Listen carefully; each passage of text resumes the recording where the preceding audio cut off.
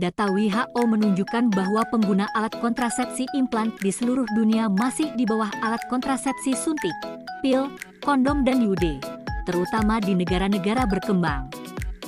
Presentasi penggunaan alat kontrasepsi suntik yaitu 35,3%, pil 30,5%, IUD 15,2%, sedangkan implan di bawah 10% yaitu 7,3%, dan alat kontrasepsi lainnya sebesar 11,7%. Sedangkan berdasarkan data Infodatin Kemenkes RI, sebagian besar peserta KB di Indonesia masih mengandalkan kontrasepsi hormonal dengan persentase yaitu KB suntik 63,7%, pil 17%, implan 7,4%, IUD 7,4%, MOW 2,7%, MOP 0,5%, dan kondom 1,2%.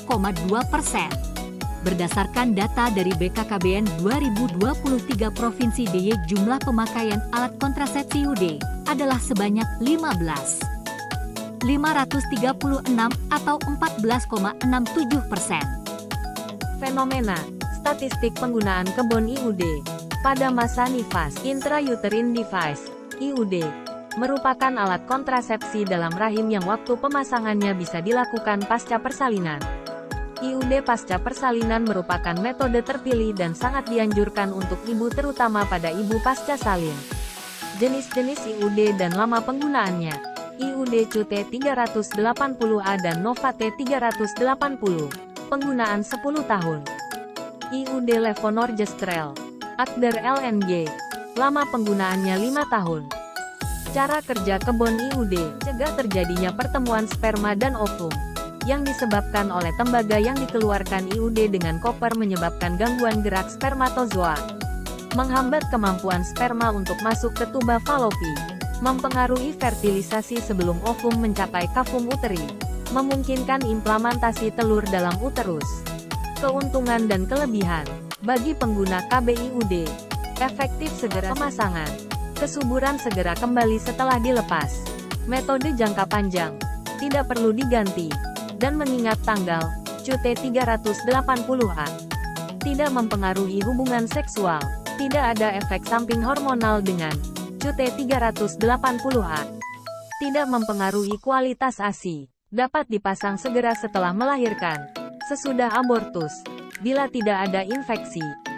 Dapat digunakan sampai menopause. 1 tahun, lebih setelah haid terakhir. Tidak ada interaksi dengan obat-obat. Membantu mencegah kehamilan ektopik. IUD modern bersifat efektif dan bekerja lama. IUD tembaga relatif murah. Ketidaknyamanan dan penanganan setelah penggunaan KB IUD. Ketidaknyamanan merupakan perasaan tidak nyaman sebagai respon terhadap stimulus rangsangan berbahaya. Perubahan pola haid. Haid tidak teratur, yakinkan klien jika kondisi tersebut tidak berbahaya dan akan berhenti setelah beberapa bulan pertama penggunaan. Kram dan nyeri perut dapat dirasakan setelah 3-6 bulan pemasangan, khususnya saat menstruasi, dan yakinkan klien kondisi ini tidak berbahaya. Jika nyeri, dapat diberikan paracetamol 500-1000 mg. Anemia, menganjurkan makan makanan yang tinggi zat besi, daging-daging merah serta kacang-kacangan. Disarankan untuk meminum tablet penambah zat besi. Pasangan dapat merasakan benang IUD saat senggama. Jika masih dirasa terlalu panjang, benang dipotong pendek atau diganti IUD baru. Nyeri hebat di perut bawah. Curiga penyakit radang panggul.